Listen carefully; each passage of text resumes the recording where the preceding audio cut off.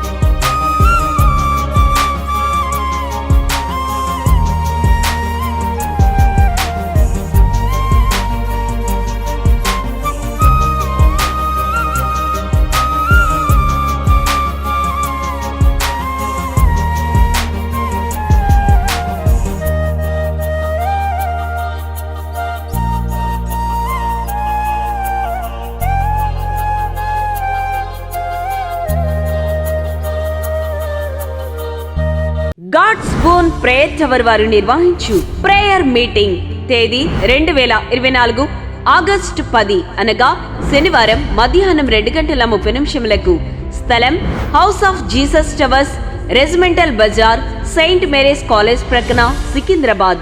వాక్యోపదేశకులు brother M Shyam గారు, రెండంచుల ఖడ్గం, నిరీక్షణ టీవీ వర్తమానికులు. దైవజనులు మీతో నేరుగా మాట్లాడి మీ కొరకు ప్రార్థన చేయుదురు. ప్రేమతో ఆహ్వానించేవారు God's spoon prayer tower, Secunderabad. మరిన్ని వివరములకు సంప్రదించండి. సెల్ నంబర్స్ 9392000273 మరియు 9392000274. అందరూ ఆహ్వానితులే. Don't miss it. ఇప్పుడు రూత్ ఏమంటే రూత్ కూడా ఇదే ట్రీట్మెంట్. అంటే నువ్వు కూడా వెళ్ళిపోమ్మా, నీ తోడుకోవడం వెళ్ళిపోయింది కదా, నువ్వు కూడా వెళ్ళిపోతే బాగుంటుంది అని చెప్పినప్పుడు ఆమె ఒకే ఒక మాట ఉంది, నన్ను వెనక్కి వెళ్ళిపోమని దయచేసి అనొద్దు, నేను నీతోనే వస్తాను. నీకు అర్థమవుతుందా? నీ జనమే నీ దేవుడే అర్థమవుతుందా? మరణము తప్ప మరేది నన్ను ప్రత్యేకించిన ఎడల, వేరు చేసిన ఎడల యెహోవా నాకు ఎంత కీడైనా అంది. ఇప్పుడు బయలుదేరే ముందు వార్పాలోను రూతులోను ఆమెతో వెళదామని బయలుదేరారు కదా, నిర్ణయం అదే తీసుకున్నాం. రూతులో ఉన్న ఫస్ట్ క్వాలిటీ ఏంటి అని అంటే డెసిషన్, అంటే నిర్ణయం. ఏం చెప్పండి? నిర్ణయం. అంటే వార్ప నిర్ణయం తీసుకుంది, రూతు కూడా నిర్ణయం తీసుకుంది. కానీ వార్ప ఏం చేసిందంటే, లేదమ్మా, నాతో రావడం వల్ల నీకు ఉపయోగం లేదు, నేను ముసల్దాన్ని కదా, నాతో వస్తే నీ భవిష్యత్తు కూడా పాడైపోద్ది అని కొంచెం చెప్పగానే తను అనుకుంది, అవునులే అత్త చెప్పిందే కరెక్ట్, ఈ ముసల్దానితో వెళ్ళడం వల్ల నాకేంటి ఉపయోగం అనుకుని తీసుకున్న నిర్ణయం నుంచి ఎక్కడికి వెళ్ళింది? వెనక్కి వెళ్ళిపోయింది. ఎక్కడికి వెళ్ళిందండి? సరే వెళ్ళిపోయింది. ఇప్పుడు రూతు కూడా నిర్ణయం తీసుకుంది. ఏమని తీసుకుంది? నేను చావైనా బ్రతికైనా ఎవరితో? అత్తతోనే వెళ్ళాను. ఇప్పుడు వార్పాకి చెప్పిన మాటలే రూతు కూడా చెప్పింది. నేను ముసలిదానమ్మా, నా వల్ల నీకేంటి ఉపయోగం, నాతో వస్తే నువ్వు కూడా నష్టపోతావు, నాతో రావడం వల్ల యూజ్లెస్ తప్ప నీకేమి నేను యూజ్ అవ్వను కదా అనుకుంటే, అదే మాటలు చెప్పిన రూతు నిర్ణయంలో మార్పు ఉందా? గట్టిగా చెప్పాలి. మార్పు లేదు. అంటే బాగా ఆలోచించండి. ఆత్మీయ జీవితంలో రూతు చరిత్ర నుంచి మనం ఏమి నేర్చుకోవచ్చు? రూతు ఎందుకు చరిత్ర పటంలోకి ఎక్కింది? రూతు గ్రంథం అంత స్పెషల్ ఎందుకయింది? బైబిల్ చరిత్రలో ఎంతో మంది స్త్రీలు ఉండగా రూతు పేరు మీద ఒక పుస్తకాన్ని లిఖించడానికి ఎందుకు సంథింగ్ స్పెషల్ అని అంటే, మొట్టమొదటి క్వాలిటీ డెసిషన్, నిర్ణయం. రూతు ఒక్కసారి నిర్ణయం తీసుకుంటే పొరపాట్లు కూడా ఎంతమంది బలహీనపరిచినా ఎక్కడికి వెళ్దాం? ఇప్పుడు వార్పా బ్యాచ్ ఎలా ఉంటారంటే, వార్పా నిర్ణయం తీసుకుంటే రూతు నిర్ణయం తీసుకుంది. కానీ వార్పా తత్వం ఎలాగంటే, ఎవరైనా బలహీన పరిస్తే వార్ప ఏమైపోద్ది? బలహీన పడిపోద్ది. మరి అదే బలహీనమైన మాటలు రూతుతో కూడా చెప్పారుగా, అవునా కాదా? కానీ మార్పు ఉందా? ఉందండి.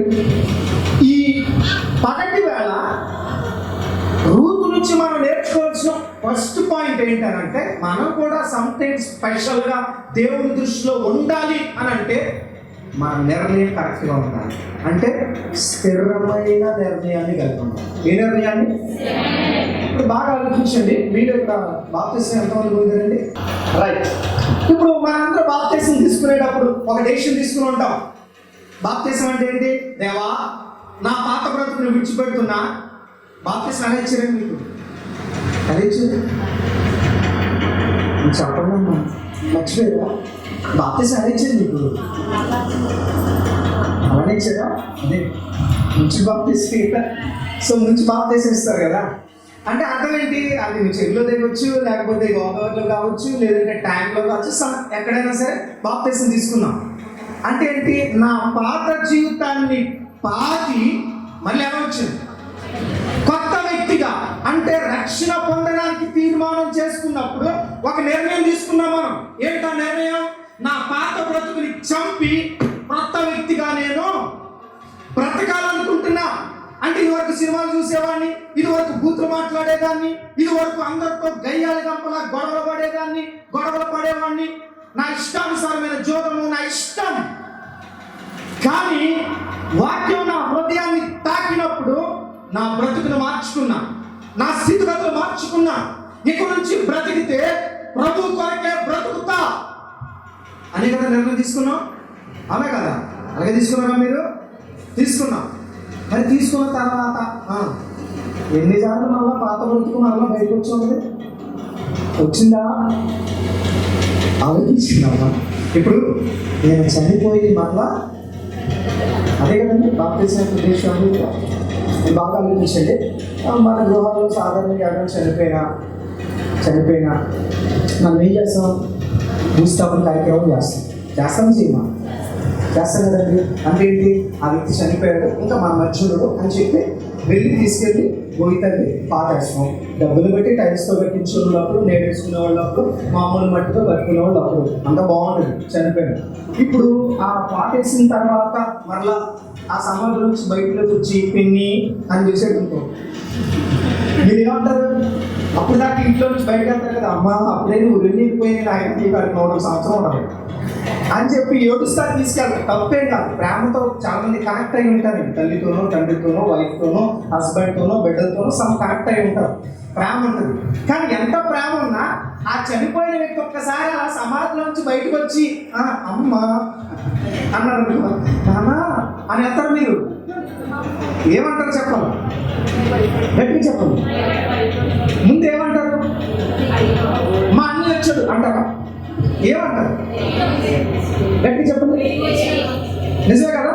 అంటే అప్పటి వరకు ఏదో పేరు పెట్టి పిలుస్తారు కదా, పేరు పెట్టి పిలుస్తారు. రవియో, కిషోరో, లేకపోతే శ్యామనో, లేకపోతే సమ్ ఏదో పేరు ఉంటుంది. కానీ ఆ వ్యక్తి చనిపోయిన తర్వాత లేచాడు అనుకోండి, మా అన్నయ్య అని అనరు, రవి అని అనరు, కిషోర్ అని అనరు. ఏమని పిలుస్తాం? దెయ్యం, ఇది ఒక పదవి పిలుస్తాం కదా. ఇప్పుడు రక్షణ పొందినప్పుడు మనందరం కూడా అయ్యా నా పాత బ్రతుకుని సిలివేసా, పాత బ్రతుకుని పాతేసా, చనిపోయి మరలా నేను ఎలా వచ్చా? గట్టిగా చెప్పాలా? ఇంకా గట్టిగా రావాలి స్వరం. ఉపవాసం అమ్మా మీరు? మరి గట్టి చెప్పండి, స్వరం రావట్లేదా? గట్టిగా ఇంకా నూతనంగా లేచా అంటే నేను చచ్చిపోయాను. పాత వ్యక్తి చచ్చిపోయాడు, పాత వాడుకు చచ్చిపోయాడు, పాత బ్రతుకు చచ్చిపోయాడు, పాత బూతులు, పాత సినిమాలు, పాత షికార్లు, నా ఇష్టానుసారమైన బ్రతుకుని పాతేసా. ఇప్పుడు నేను కొత్త వ్యక్తిగా బయటకు వచ్చాను. ఇది చెప్పండి. బయటకు వచ్చిన తర్వాత పేరు మార్చుకున్నారు. బాప్తిసం పొందిన బట్టలు కొనేసి ఉంటారు కదా. అమ్మో ఎంత ఆనందం! పాస్టర్ ఈరోజు కొత్త బట్టలు కొనుక్కొస్తానండి, నా పేరు కూడా మార్చండి అని అడుగుతున్నాను. మంచిదే, తప్పేం కాదు. కానీ పేరుతో పాటు ఏం మారాలా? బ్రతుకు మారాలి. బాగా ఆలోచించండి. ఇప్పుడు బాప్తిసం పొందేసాం, భోజనాలు పెట్టేసుకున్నా, కృతజ్ఞత గుడ్లు పెట్టేసాం, లేచి సాక్ష్యం చెప్పా, ఇదివరకు ఎలా బ్రతకా, ఇదివరకు ఎలా ఉండేవాడిని, ఇదివరకు ఎలా ఉండేదాన్ని, దేవుడు నా హృదయాన్ని తాకాడు, ఆయన రక్తం నా పాపాన్ని కడిగేసింది, సో ఇక నుంచి నేను నూతన వ్యక్తిని అని చెప్పేసాం. బాగా 3 రోజులు కోపం వచ్చినప్పుడు బీపీ తట్టుకోలేక అనరాని బూటు మాట్లాడేసావా? గట్టిగా చెప్పండి. ఇప్పుడు చెప్పండి, ఇప్పుడు చనిపోయిన వ్యక్తి బతుకొస్తే మీరు ఏమన్నారు? ఇప్పుడు చంపేసిన చనిపోయిన అలవాట్లు, పాతేసిన అలవాట్లు బయటకు వస్తే మిమ్మల్ని ఏమన్నారు? చెప్పండి. ఒక మనసు అన్నాడు దైవానికి అన్న ఆవిడ చాలా బుద్ధులు మాట్లాడేసాను అన్న కుదరదు. మరి నిర్ణయం ఎందుకు తీసుకున్నాం? డెసిషన్ ఒక్కసారి తీసుకుంటే ఎప్పటి వరకు ఉండాలి? అది గట్టిగా మరణం వరకు. రూత్ ఏమన్నా తెలుసా? మరణం తప్ప మరి ఏది నిన్ను నన్ను ప్రత్యేకించిన ఎడల, వేరుపరిచిన ఎడల యెహోవా నాకు ఎంత కీడైనా చేయను గాక అంటే ఒక్కసారి నిర్ణయం తీసుకున్నావు. నిర్ణయం తీసుకున్న తర్వాత మళ్ళీ ఎక్కడికి వెళ్ళకూడదు. నువ్వు ఎక్కడికి వెళ్ళకూడదు, వెనక్కి వెళ్ళకూడదు. ఒక్కసారి డెసిషన్ పదే పదే మార్చుకునేది కాదు. చనిపోయావు, పాతేసావు, కొత్త వ్యక్తిగా పైకి లేచావు. మరలా చనిపోయిన అలవాట్లు, తొక్కేసిన అలవాట్లు, పాతేసిన అలవాట్లు, విడిచిపెట్టేసిన అలవాట్లు మరలా మన జీవితంలో తొంగి చూడొచ్చా? చెప్పండి. ఇప్పుడు రూతు మోయాబు దేశంలో అన్యురాలు. అలాంటి స్థితి నుంచి దేవుడిని నమ్మింది. ఇప్పుడు తను ఏమంది? యెహోవా నాకు అంటే ఈమె ఎవరు నమ్ముతుంది? ఇప్పుడు అక్కడ వచ్చే అర్థమైంది దేవుడి గొప్పతనం ఏంటో. తన భర్త తన అత్తమామలు ఆరాధించారు కానీ యథార్థంగా ఆరాధించిన ఈ దేవుడు గొప్పవాడు అనే విషయం ఎవరికి అర్థమైంది? రూతుకి అర్థమైంది. చాలా మంది చరిత్రకారులు అంటారు రూతు మోయా ప్రాంతంలో ఒక దేవత ఆలయంలో ఒక పూజారిని అని అంటారు. కొంతమంది చరిత్రకారులు, బైబిల్ స్కాలర్స్ యొక్క ఉద్దేశాల ప్రకారం.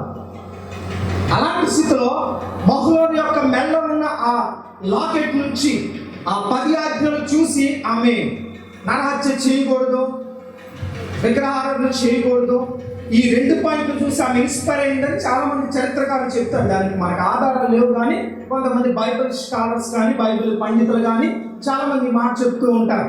అయితే అలాంటి స్థితి నుంచి ఇప్పుడు ఎవరు నమ్మడానికి వచ్చిందామే? దేవుడిని నమ్మింది. ఇప్పుడు ఏమంటారు తెలుసా? మరణం తప్ప నిన్ను నన్ను ఏం చేయదు, వేరు చేయడానికి. ఇప్పుడు వారు పని ఏమన్నారు?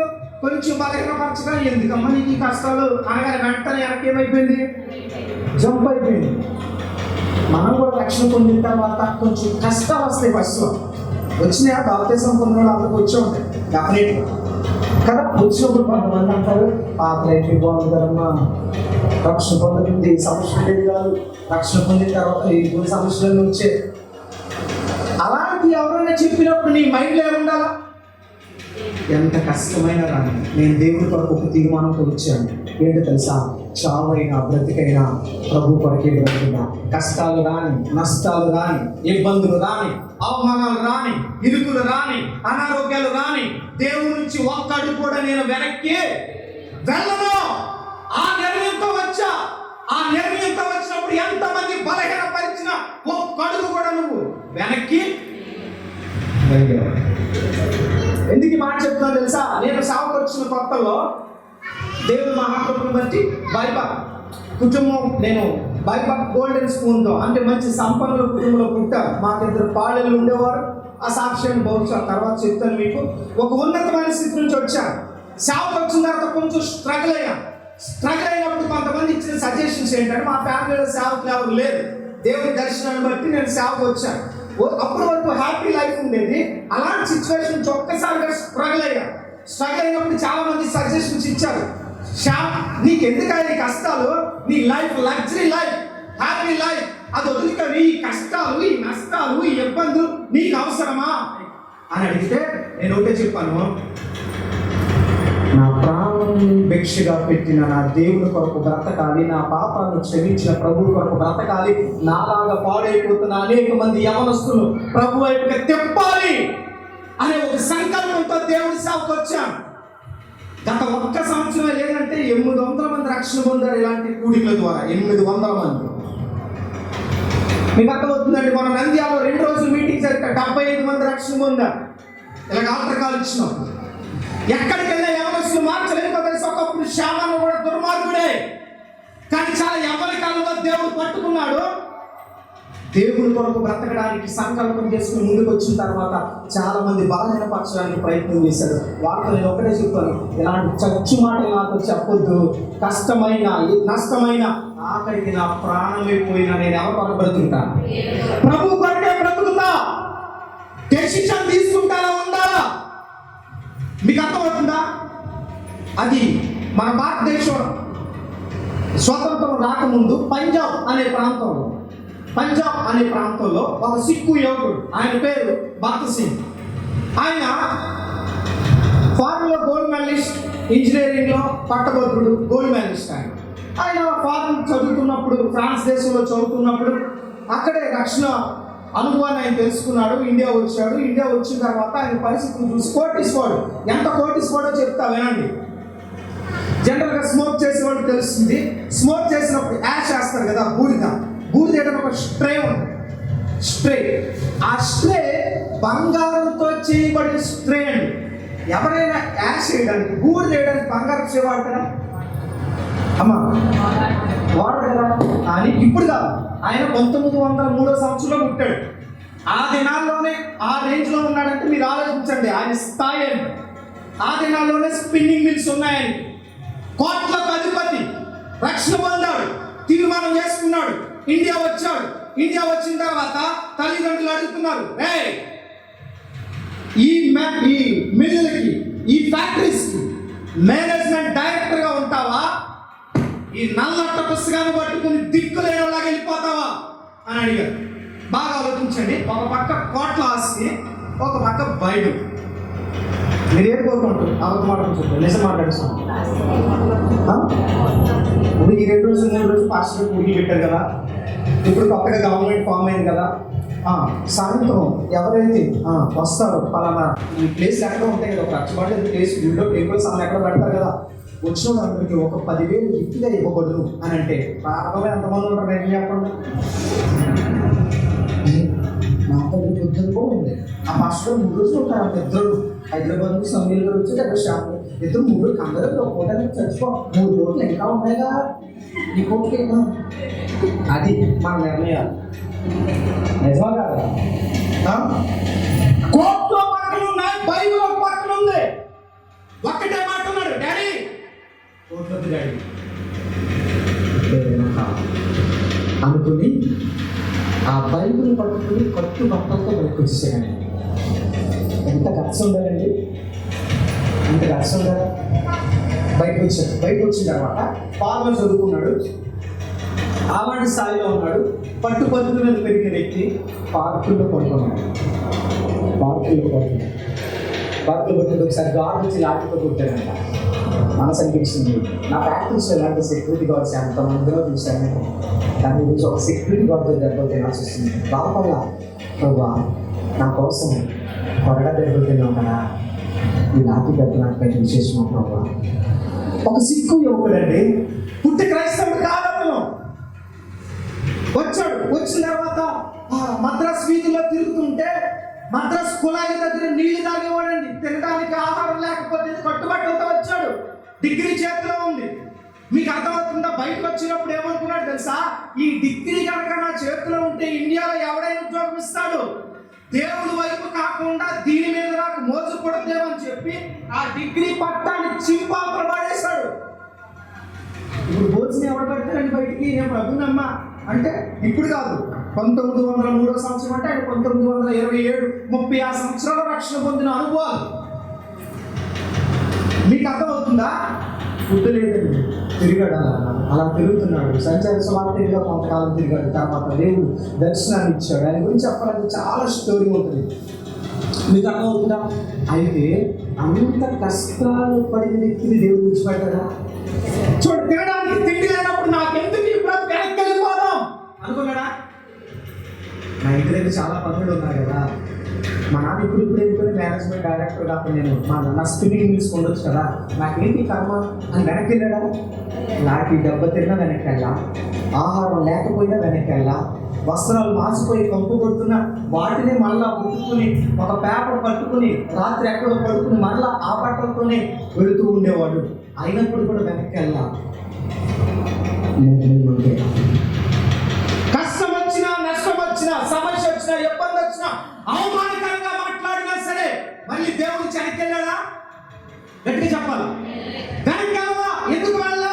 దేవుడు గొప్పతనం ఏంటో నీ హృదయపూర్వకంగా నువ్వు అనుభవిస్తే లోకానికి వెళ్ళావు. ప్రార్థనలో ఉన్న ఆనందం నీకు అర్థమైతే లోకంలో ఉన్న ఆనందాన్ని వెతుక్కుంటూ వెనక్కి మాత్రం రాయలేం. చాలా మందికి మంత్రం అంటే బోర్, కొంతమందికి వాక్యం అంటే బోర్. ఇందాక దైవజనులు చెప్పారట, ప్రభు నందు ఏం చేయాలి మనం? ఎవరి నందు? అసలు ఆనందించండి. పాటలు పాటలు ఎప్పుడైనా ఆనందించామా? పాటలు పాడటంలో ఆనందించామా? ప్రార్థించడంలో ఆనందించామా? వాక్యాన్ని వినడంలో ఆనందించామా? సంతోషంగా వాక్యాన్ని విన్నామా? కొంతమంది వాక్యాన్ని వినేటప్పుడు 100 కుక్కలు దాడి చేసిన మొహంలా పెట్టడం ఏంటి అర్థం కాదు. టీవీ ముందు కూర్చుంటే మొహం 1000 క్యాట్లో 1000 వాట్స్ నెక్స్ట్ ఏంటి నెక్స్ట్ ఏంటి దేవుడు సైతం పక్కన కూర్చుంటా, అబ్బా నా బిడ్డ ఇప్పుడే మన గడికి ఆనందం ఆనందం పాట పాడు, అబ్బా బలి నువ్వు నా ఫ్రెండే, నా బిడ్డ నువ్వు మందులో ఎంత యాక్టింగ్ అయినా చేయి, ఇంటికి వచ్చిన తర్వాత ఇష్టం వచ్చినట్టు చేయి అంటాడు. ఎవరు? ఇప్పుడు చెప్పండి, నాకు సైతాన్ని పిల్లమా దేవుని పిల్లమా? గట్టిగా చెప్పండి, గట్టిగా చెప్పండి. హృదయం నుంచి వస్తుందా పెదాల నుంచి వస్తుందా? చూసారా, బయటికి రావాలా? హృదయం నుంచి వస్తే 2 సార్లు వచ్చేది. ఎక్కడి నుంచి రావాలా? అంటే ఎవరినంత ఆనందించాలా? ఇప్పుడు బాగా ఆలోచించండి. రూతుకు అత్తతో రావడం వల్ల లాభమా నష్టమా? లాభమా? ఇప్పుడు భోజనం చేసుకుంటాడు, నన్ను పొలం ఇచ్చేస్తాడు నువ్వు చెప్పిందా? దేవుడిని దర్శించి చెప్పాడా? చెప్పలా. ఈ ముసలిదాం తగిలిన నష్టమే, ఈమెను కూడా నేను పోషించాలా అని తెలుసు. కష్టం అని తెలిసిన నిర్ణయం మార్చుకుందా? బక్సి గారికి తెలుసు, కోర్టులో అనుకుని బయటికి వెళ్తా, కష్టం వదల్లా అని. విచిత్రం ఏంటి తెలుసా? అలా వచ్చిన వ్యక్తి దేవుడు విడిచిపెట్టట్లే. ప్రపంచ చరిత్రలో 17,000 సంఘాలు కట్టి Guinness book of world record సాధించిన ఏకైక దైవజనుడు బక్సి గారు. గట్టిగా చప్పట్లు కొట్టి దేవుని నామానికి ఆయన 2000 సంవత్సరంలో చనిపోయాడండి. ఎప్పుడో కుక్కుడి కొరగా నేను చెప్పట్లా. మీకు అర్థమవుతుందా? ఒక్క మాటలో చెప్పాలి అని అంటే హైదరాబాద్లో ఫస్ట్ ఇది వరకు, అంటే చాలా కాలం క్రిందట వరకు, అంటే కల్వర్ టెంపుల్ రాకముందు వరకు కూడా హైదరాబాద్ పేరు చెప్తే ముందు గుర్తొచ్చేది హెబ్రోన్ హెడ్ క్వార్టర్. ఆయన తెలుగువాడు కాదు. మొట్టమొదటి మందిరం మద్రాసులో జోహర్షమ్మ అనే ప్రాంతంలో కట్టాడు ఆయన. అక్కడ నుంచి 17,000 సంఘాలు కట్టాడు. ఆయన నిర్ణయం ఎంత గొప్పదో తెలుసా? ఒక్కసారి సహజంగా చాలా మంది ఇప్పుడున్న స్పీకర్స్ ఎవరైనా సరే ఎక్కడికి వెళ్ళి వాక్యం చెప్పాలనుకుంటారంటే అమెరికా దేశం వెళ్ళి. ఒకసారి అమెరికా వైట్ హౌస్ నుంచి కాల్ వస్తే బాక్సి గారు అటెండ్ చేశారు. అయ్యా, మేము అమెరికా ప్రెసిడెంట్ హౌస్ నుంచి మాట్లాడుతున్నాం, మీరు వైట్ హౌస్లో వర్తమానం ఇవ్వాలి. మామూలుగా ఇప్పుడు మాలాంటి అయితే డిగ్రీ పంపించేసి వస్తాం, అమెరికాలో వాక్యం అంటారు. ఆయన ఏమన్నా తెలుసా? ప్రభువుని అడిగి చెప్తా అన్నాడట. ఎవరిని అడిగి? ఇప్పుడు బాగా ఆలోచించండి. అలా చెప్పినప్పుడు అటే వ్యక్తి కోపం వచ్చిందంట. హలో సార్, కాల్ చేసి ఎక్కడి నుంచో తెలుసా? మీ ఇండియా స్పీకర్స్ అందరూ కూడా ఉవ్విళ్ళూరుతూ వైట్ హౌస్ లో వర్తమానం ఇవ్వడానికి ఎప్పుడు అవకాశం వద్దని ఎదురు చూస్తూ ఉంటారు. అలాంటి ప్రెసిడెంట్ హౌస్ నుంచి మీకు కాల్ వచ్చింది అని అంటే ఆయన అన్నాడట, నా దేవుడు చెప్పకుండా ఎక్కడికి నేను. తర్వాత 1 డే తర్వాత మళ్ళీ కాల్ చేస్తే ఆయన అన్నాడట, నా దేవుడు అక్కడికి రావద్దని చెప్పాడు. ఆలోచించండి, రిజెక్ట్ చేశాడు. ఎందుకో తెలుసా? ఆ నిర్ణయం అది. బ్రతికితే ప్రభు కొరకు బ్రతకాలా, ప్రభు కొరకు మండుతున్న అగ్ని వలె బ్రతకాలి కానీ చచ్చు సేవ చేయకూడదు, చచ్చు బతి బతకూడదు. దేవుడి కొరకు బ్రతికితే నిప్పు కణం వలె బ్రతకాలా. మీకు అర్థమవుతుందా? బక్సి గారు అలాగే అనుకున్నాడు. వెనక్కి వెళ్ళాలా, దేవుడు విడిచిపెట్టాడా? అద్భుతమైన సేవకుడిగా దేవుడు స్థిరపరిచాడు. కట్టుకోవడానికి బట్ట లేని స్థితి నుంచి, తినడానికి తిండి లేని స్థితి నుంచి ₹1,00,000 సొసైటీలో ట్రస్ట్ లో మిగిలిపోయారు. ఆయన చనిపోయిన తర్వాత గురువులు గుర్తించారు, అది వేరే విషయం. కానీ ఆయన బ్రతికినంత కాలం మండుతున్న అగ్ని వలె బ్రతికాడు. ఆయన మరణించినప్పుడు 3 లక్షల మంది అంటే లేరండి హైదరాబాద్లో. 3 లక్షల మంది ఎక్కించిపోయాడు మొత్తం హైదరాబాద్. అప్పుడున్న సీఎం కాదు అక్కడ మాట చెప్పాడు, ఎక్కడెక్కడ ట్రాఫిక్ జామ్ అయిపోయింది, ఎవరు చనిపోయాడు, ఎవరైనా ప్రముఖమైన లీడర్ చనిపోయాడా అని అంటే, లేదు సార్ ఒక మాస్టర్ గారు చనిపోయారు అంటే 2000లో మీరు కొట్టుకోండి యూట్యూబ్లో. అప్పుడు ఆయన అన్నారట, మన హైదరాబాద్లో మన తెలుగు రాష్ట్రాల్లో ఇన్ని లక్షల మంది అంత్యక్రియలకు హాజరయ్యేంత గొప్ప సేవకుడు మన హైదరాబాద్లో ఉన్నాడా చెప్తే నేను కూడా వెళ్ళి అక్కడ సంతాపం చెప్పి ఒక దండేసి వచ్చేవాడిగా అంటే ఆయన మరణం కూడా ప్రజలకు ఏమైందో తెలుసా? ఆశీర్వాదం. విచిత్రం తెలుసా? ఆయన వచ్చినప్పుడు ఎలా వచ్చాడు? కట్టుబట్టలతో బైబిల్ కొట్టుకుని వచ్చాడు. చనిపోయినప్పుడు కొన్ని కోట్ల మంది విశ్వాసులు ఆయన వెనక, కొన్ని వేల సంఘాలు ఆయన వెనక. ఎందుకో తెలిసి నేను మళ్ళీ చెప్తున్నా, దేవుడి కొరకు నిలబడి చూడండి, నిర్ణయం తీసుకుని చూడండి. దేవుడు విడిచిపెడతాడా? విడిచిపెట్టడు. మన ప్రభువును రక్షకుడైన యేసుక్రీస్తు వారి ప్రేమ కలిగిన నామములో మీ అందరికీ శుభాభివందనాలు తెలియజేస్తూ ఉన్నాను. హైదరాబాద్, సికింద్రాబాద్ పరిసర ప్రాంత ప్రజలందరూ కూడా శుభవార్త. మరి 2024 ఆగస్టు 10 శనివారం house of Jesus tower Secunderabad నందు జరగబోతున్న ప్రేయర్ మీటింగ్కు నేను అటెండ్ కాబోతున్నాను కనుక మిమ్మల్ని అందరినీ కూడా ప్రేమపూర్వకంగా ఆహ్వానిస్తూ ఉన్నాను. ఆసక్తి కలిగిన వారు, అన్న ఈ మీటింగ్కి మేము కూడా అటెండ్ అవుతాం అని ఆసక్తి కలిగిన వారు అందరూ కూడా కింద స్క్రోల్ అవుతున్న నెంబర్లకు మీరు కాల్ చేసినట్లయితే ఆ యొక్క మీటింగ్ డీటెయిల్స్ అన్నీ కూడా మీకు తెలియజేస్తారు. కనుక ప్రేమపూర్వకంగా మరొకసారి మిమ్మల్ని అందరినీ కూడా ఆహ్వానిస్తున్నాను. Meeting address house of Jesus tower, Regimental Bazaar, Saint Mary's College పక్కన, సికింద్రాబాద్. సమయం మధ్యాహ్నం 2:30 గంటలకు. ప్రేమతో మిమ్మల్ని ఆహ్వానిస్తున్న వారు మీ దీన సేవకుడు బ్రదర్ ఎం శ్యామ్. ఈ యొక్క ఆధ్యాత్మిక కార్యక్రమంలో ఈ వాక్యం ద్వారా మీరు బలపడినట్లయితే ఈ కార్యక్రమాన్ని ప్రోత్సహించండి, బలపరచండి. అలాగే మీ సమస్యలు ఏమైనా తెలియచేయాలి అని ఆశపడితే ఈ స్క్రీన్పై స్క్రోల్ అవుతున్న నెంబర్లకు మీరు కాల్ చేయండి. అలాగే మీ ప్రార్థన అవసరాల కొరకు ప్రేయర్ చేయడానికి సేవకుడిగా నేను ఇప్పుడు సిద్ధంగా ఉన్నాను. అలాగే నా వర్తమానాలు మీ ప్రాంతాల్లో వినబడాలి అని ఆశపడితే ఎవరైనా సరే దైవ సేవకులు కానీ మరి ఎవరైనా ఈ స్క్రీన్పై కనబడుతున్న ఈ నెంబర్లకు మీరు కాల్ చేయొచ్చు అని ప్రభు పేరిట తెలియజేస్తున్నాను. అలాగే నా వర్తమానాలు మీరు ఇంకా వీక్షించాలి అని ఆశపడితే బ్రో ఎం శ్యామ్ అనే యూట్యూబ్ ఛానల్ ద్వారా కూడా నా వర్తమానాలు అనేకమైన యూట్యూబ్లో ఉన్నాయి కనుక వాటిని కూడా మీరు వీక్షించి ప్రభు యొక్క దీవెనలు పొందుకోవాలని, ఆధ్యాత్మికంగా బలపడాలని ప్రభు పక్షాన తెలియచేస్తున్నాను. ఈ దీన సేవకుడి కొరకు, ఈ దీన పరిచర్య కొరకు మీ యొక్క అనుదిన ప్రార్థనలో జ్ఞాపకం చేసుకోవాలని ప్రభు పేరిట మీ అందరినీ కూడా తెలియచేస్తున్నాం. God bless you, God bless you all. దేవుడు మిమ్మల్ని దీవించునుగాక.